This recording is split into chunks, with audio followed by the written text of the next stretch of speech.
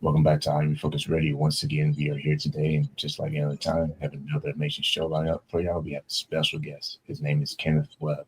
He is a man who has lived several lifetimes in one.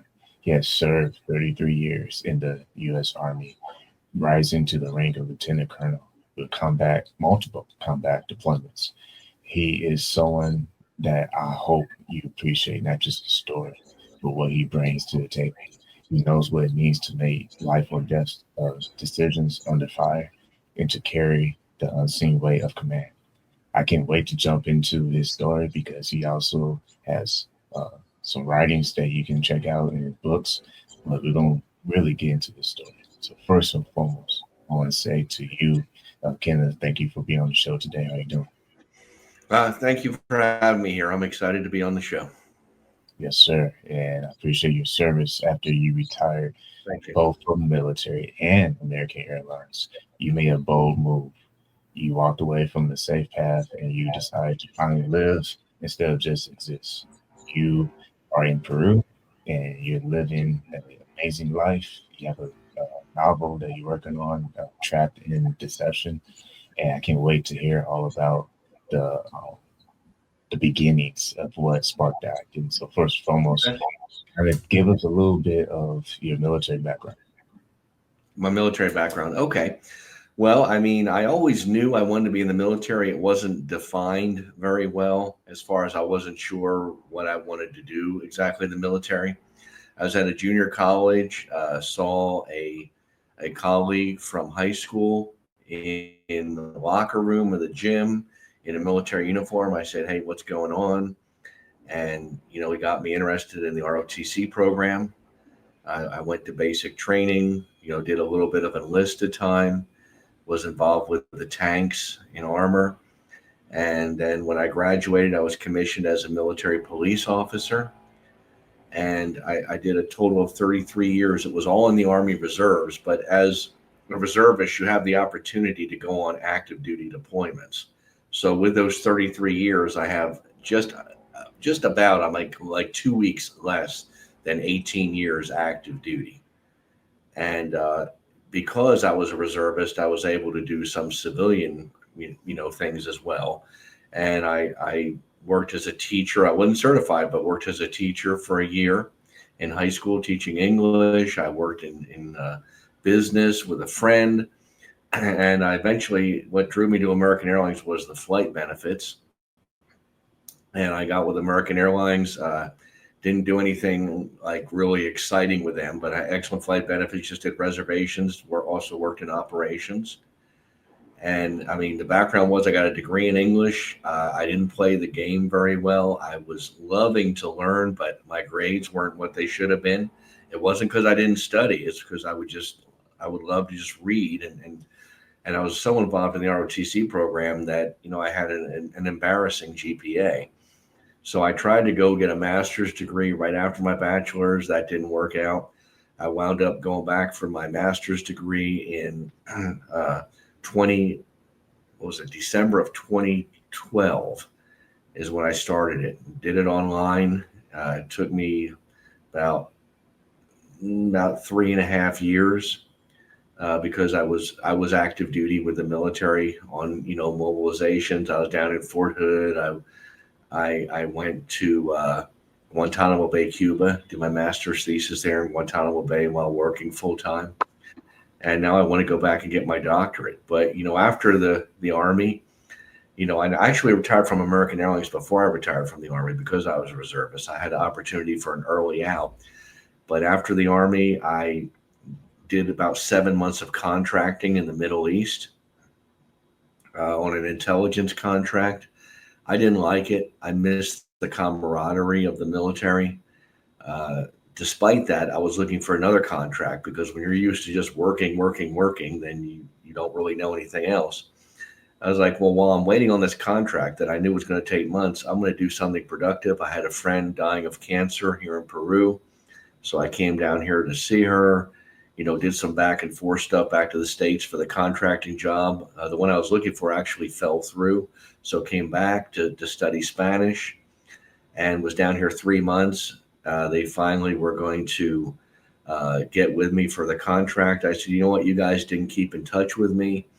You didn't give me any updates. I've been down here for 3 months. I like what I'm doing. I have my Army pension.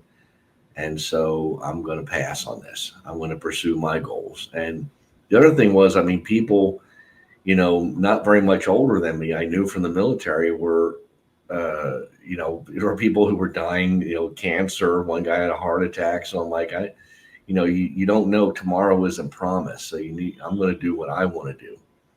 I don't have any kids. So I was like, yeah, I'm going to do what I want to do. Wasn't married and still not married. And, I want to get a doctorate. I want to get fluent in Spanish, and I want to write a novel. My priorities switched a little bit. The fluency in Spanish was actually first, and then it was going to be the doctorate and then writing a book. But while I was here studying Spanish, one of the professors convinced me, why don't you just start writing it now? And it was a smart move. Things, stress. While I was down here, my mother did get sick. And I had to go back to the United States. She did die within 2 weeks of my returning. So I had to take care of her estate. And then her brother, my uncle, died 2 months later. And then my stepfather, and that was in July. And then in end of July, and then in October, my uncle died. And then that was 2024.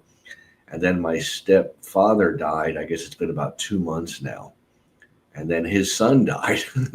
So, there've been a lot of deaths. So I'm like, it's actually made me more determined than ever to get my goals done. My book is currently with the editor, and this is the first novel I've ever written.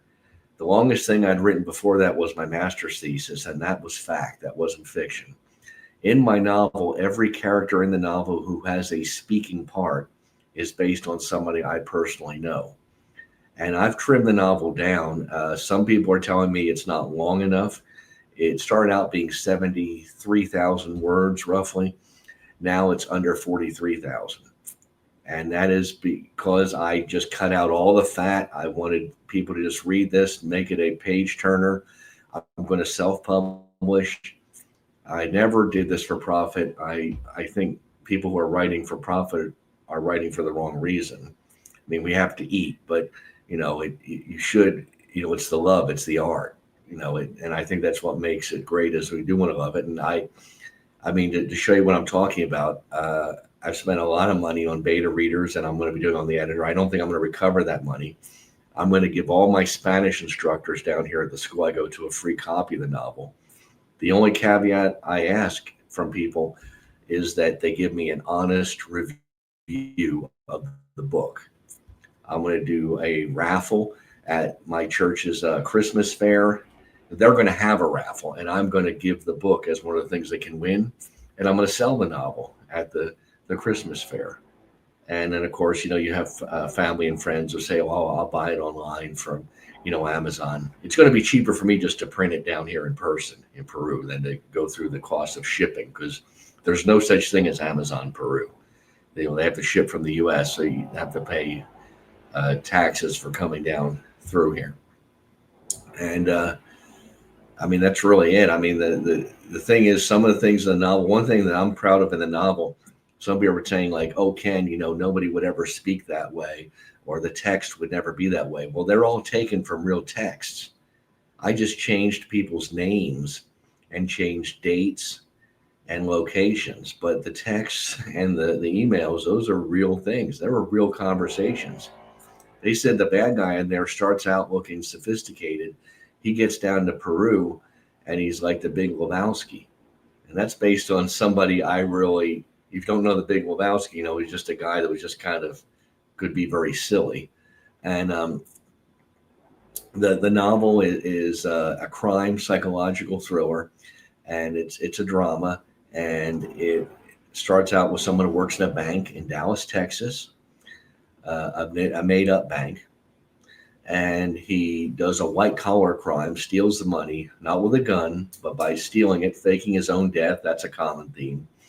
And apparently he has reinvented himself more than once.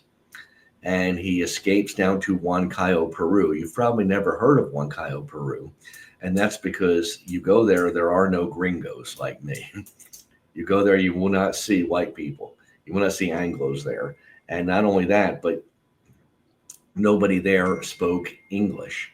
You had to go to the tourism people. When you want to go on a trip, they can speak English. They can speak some French, but it's just a great place to hide. He's going down there under the guise of being some type of a missionary, and he's planning his next heist when he goes down there. I won't say where it is. I don't want to give that away, but it's also in Peru. And he had said, oh, this is the big heist I'm doing in Dallas. This is everything. I'll never have to work again. But, just like those people that can never get enough, alcoholic, drug addict, and it's based on somebody I personally know. And this person didn't understand boundaries. And to me, this was catharsis writing this book, because the good guy in the book is loosely, and I need to emphasize loosely, based on me. The good guy in the book is a computer genius, which I am not. And the bad guy in the book is a lot worse than the person that I based him on, who used to be my friend. He's no longer my friend, but he's a very manipulative person. And he was a school teacher at one time. Now he does real estate, good at that, just a natural salesman of himself, just able to manipulate. And you see the good guy in the book growing in the book, and he's experienced the catharsis. He's coming to the realization that he doesn't need to get even with the guy. And the reason that he's even involved with the guy at all is because the guy, one of the things he stole was a cryptocurrency key, and he can't unlock the key. They've done some nifty computer stuff to keep it to where he can't unlock the key. And so he calls up his former friend, who he really mistreated, and wants him to go down there. And the friend initially says, no, I'm not going to do that. No, find somebody else. But the bank that he stole this money from, this is where it gets a little more complicated. They were illegally gambling with their clients' money. And the money that was stolen is like the money that they've been gambling with, and they've come up with debt. And same way with the cryptocurrency key, they want to keep it from the authorities. So they're going like off the books through a contracting agency. A lot of these military contracting agencies have become popular since we've been involved in the Middle East so much in the past 2 decades. And these people have connections, and the good guy in the book had been in Afghanistan, and he has a friend, and, they just find out that he is somehow able to help in the recovery of it. So they kind of hire him because he doesn't like his job. And he works for the airlines, but he doesn't like his job. And it involves the catharsis he goes through when he goes down there to get him. And of course, he's not an operator. He's an intel, just like I was intelligence. He's an intel guy. I wound up in the end, the last 16 years, I was intelligence. And so he's not going to be a person who knows how to fight well. I'm not trying to stereotype, saying none of them do, but, kind of awkward, socially awkward, and reflects me in a lot of ways. So they send him to like a training course where they're teaching him, not because they expect him to do anything outstanding and physically, but he may be in a situation he needs to. And sure enough, I mean, just like, in the movies, the guy that's, they're going to have a guy who's not, maybe qualified or expected to do something, but he's going to be thrown into the middle of a situation that he is not maybe the best person for, the person they expected to be involved in that. And I feel that the novel is the right length because I told my story. I told the story that needed to be told, and I put hints in there so that I can write 2 more books in the future if I want to, maybe 4 more. But I'm just loving it. I'm loving the process. I'm loving being on the Podmatch community, going to interviews, doing all this. I have a web page, and I'm just excited about it. Appreciate you giving us that teaser, because it sounds like a true thriller. And you mentioned the page turning and just everything you said.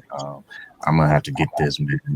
Is it out yet? And if it's not, when is it projected? If it's already, how can they get it? It's not out already. It's going to be on Amazon, which if you're in the US, that's probably the easiest way. I'm going to buy my own ISBN, and maybe a lot of people listening don't know what that is, but it's what you get when you create a novel. I see you do. But what I didn't know is that you can get a free one through Amazon, but if you do that, you have to sell on Amazon. Yeah. And so I can sell on Amazon if I buy my own ISBN, and I can sell other places. So I'm going to put it out to as many places as I can. And let's kind of talk about that. Yeah. Being able to position yourself to do self-publishing. What was the learning curve so far? Have you gained? Oh, it'd be a big learning curve, and that's just because nobody knows who I am. So, and I'm not a public figure. So, I've been told, I met a publisher down here. He has a girlfriend down here in Peru, and he comes down periodically. He told me not to waste my time. If I'm writing a fiction, a novel is a fiction, and if I was like someone involved, like when they captured Saddam Hussein or something like that, that's a story a lot of people would want to hear, and that's fact. So, if I was writing that, or if I had a ghostwriter, that's something I get a publisher to get behind. But for an unknown person, it's pretty hard to do these days. And so the learning curve, I got on Fiverr. I learned the story, it's a lesson we learn many times. Just because you pay for something doesn't mean you're getting something better. I'm probably going to go with the AI that was generated that was free, because most people are liking that. Now, I'm not down on Fiverr. I like Fiverr. I used Fiverr for paid beta readers. I had some free beta readers, one in particular, Lila Kirkendall, and she did for free. I get on these these pages on Facebook for authors, and you can get some free beta readers that will get on there and do a good job. The problem is, some of them, if they don't like your genre or they don't like your book, they won't continue. But if you get a paid beta reader, then they're obligated to finish and hopefully do a good job. And I didn't pick the cheapest. I picked the ones with the best reviews. So I paid good money, and my editor, I didn't get on Fiverr. I got her from a fellow author I found on one of these web pages, and she's certainly not the least expensive. Christine Driver with Clever Editors, but she's doing an excellent job. And I said, Christine, don't worry about the money. This is my first novel. I want this done right. I'm going to pay somebody to do all the margins and the stuff like that. They have there's software that'll do that, but I've been told sometimes that software makes mistakes. I want somebody. I don't care if they use software, but I want someone experienced in this to do it. I just don't want to wing it. And I said, do you feel that I need a proofreading? And she said, well, Ken, if you're not that worried about the money, which we're always worried about money, but she said it's always good to have a proofreading to catch anything that wasn't caught. Because right now she's doing the line by line editing. She did developmental editing for me a while ago. When my mother got very sick, it interrupted the writing process for about 7 months. And in total, this novel is going to take me, will have taken me 2 years to write. I'm told that it's going to be, people say how many pages, but it's really the word count. I already said just under 43,000 on this, but I don't know how the margins will be set. I'm told that somewhere between 170 to 190 words. And being kind of the anal OCD person I am, I want a list of acronyms. I put footnotes, believe it, in this novel, which a lot of people say you don't put footnotes in a novel, but I don't think it takes away from it. And I'm putting in a list of characters, explaining what the characters are. I'm open to putting them at the end instead of the beginning. And, a table of contents, acknowledgments, everything about the author in there. So what I learned the process of what all needs to be in a novel. And it's, for people who haven't done it, I'd say it's well worth it, but it's not as easy as people think. You know that, it's not something where like you're just going to knock it out. People think, oh, how hard is it? You just write it. Well, no, it's not like that at all. And it's really a lot. I don't want to. I've already invested a lot of money, and so I don't want to pay a lot of people for publicity or advertising. I do pay for my own webpage. It's Ken Webb with 2 B's 69.com, and to maintain that page runs me about $70 a year. But initially, I had to pay to build it, and I think it's fun, but it's not something that I think I'm going to make a lot of money from, or I don't think I'll even recover what I spent. So I guess what you're going to learn about the self-publishing is, I'm going to say again what I said before: don't do it for the money, because if you're not doing it for the money and you manage to make some money or at least recover what you spent, then that's a bonus. If you're doing it I look at it like, when you go to university, it's an investment. Most people, unless you're going to someplace like West Point where you get paid to go, it's an investment in your future. You're not like, well, how much did they pay me for going there? That's not the idea. And really, statistically, I've had people show me if you're just about money, most people would be better off just going to like a 6-month, technical type school to learn a trade and working for those years they were in university. And I mean, we could talk more about that. I think we need more of those people, actually. Some people feel like the thing to do is to do university. It's not always the case. So what did I learn about publishing? I learned you're not doing it for the money. I learned it's a hard process. Actually 2 years is not, with me having a 7-month break, that's not a long time to be writing the book. But keep in mind, I didn't have a job. I was studying Spanish full time.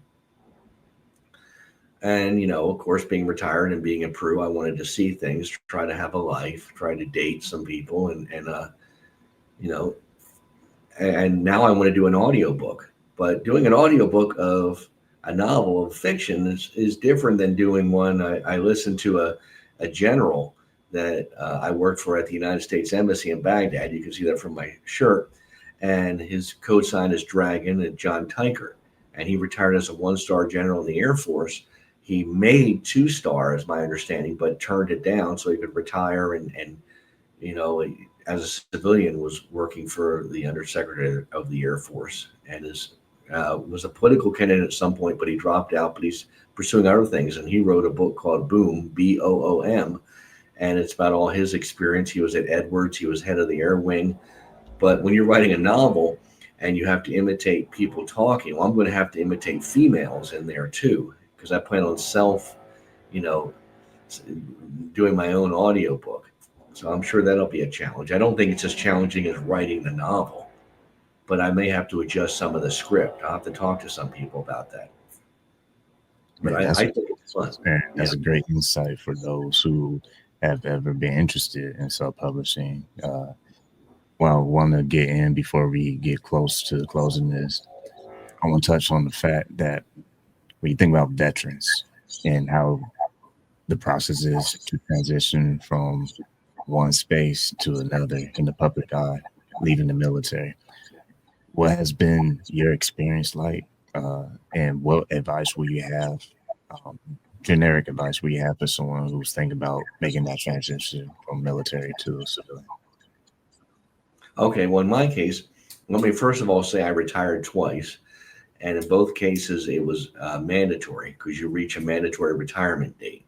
And that is based on it's based on age, but in my case, it wasn't. It was based on number of years in the military. I was a lieutenant colonel. I didn't make full colonel. And the first time I retired, it was during COVID in 2020. And it was in June. And because it was COVID, things were behind schedule. 3 days later, I got an email and it said, so much of your retirement, you are extended for 2 years. It was supposed to be so I could make colonel. Now, the catch to that was, I was like, okay, now I'm going to look for a battalion command. I hadn't done that before. But I'm like, I'm going to look for one. But then every place I looked for a battalion command, so you're in charge of so many soldiers as a battalion commander, company commander, platoon leader, company commander, the next one, battalion commander in traditional Army. And so they're like, well, you need to have a minimum of 2 years in remaining. I said, well, I have 2 years. Oh no, you were extended, but it was backdated. It was already like 3 days into it, 5 days into it, and I couldn't do it. So I got to remain a lieutenant colonel for another 2 years, and that's actually the time I went to the embassy. But I went through a severe depression in 2020. In 2022, not so much, but it was still like I don't feel like I'm part of the team, and that's why I did the contracting role. But then I was like, I really don't like contracting. I mean, there are different types of contracting, and I could have come in a management position. I didn't because I wanted to learn the ropes. But when you do that, what happens is it's like chutes and ladders. As a lieutenant colonel, then and I came in. I went from having my own office, having people working for me, to just being like, "Hey, we need some help over here." And the money's good for that. So I would suggest anyone when they're getting out, make sure you take care of all your medical stuff. Any disability, things like that. Make sure your pension is squared away, and don't be afraid to make the move if it's really what you want to do. Because I had a lot of anxiety, but then I realized when I got out how much stress. I said stressor. Pressure. I guess that's like a combination of new words, stress and pressure, stressor. But how much stress I had been in while I was in the military. Because, like some people are able to just separate work and well, I'm not. I took it home with me. I was stressed out. I let things people say get to me. And for those that have been in the military, they have way more power and say over your life when you're on active duty than in a normal civilian job. I mean, even with the police, I mean, it's different than being police. You can call somebody back in if they're a police officer to work, but they don't get involved to the extent the military does, where, okay, you're going on vacation. Where are you going? You have to tell them. And, oh no, you can't go over there. You need to check in for this, And so I would advise people to embrace the change and then to chase their goals. And as I said, tomorrow is not guaranteed. Yeah. So I want that doctorate. That's a lifelong goal. If you check out statistics, and I'm going to tell people, check out statistics, getting a doctorate, I'm 56, at my age, is not worth it financially. It's not worth it if you're in your 20s. People do it because they want to teach, but going down that route of teaching, that's not where the money's at. So if you're getting a doctorate, it has to be for some other reason. And I'm going to do it online. And that's because I have so many problems with attention, and I don't want to be looking for a parking space. I don't want to be told I'm too old to be getting a doctorate. I don't want to be in a class with people in their 20s or maybe early 30s who have different priorities than me. And I don't want all the distractions. I'm going to do it down here. I want getting fluent in Spanish. That's just a goal long-term over the whole thing. And, I can be writing my novel while I'm doing it, especially if I plan on self-publishing the whole time. I think I will. So I'm embracing the change. I'm enjoying it.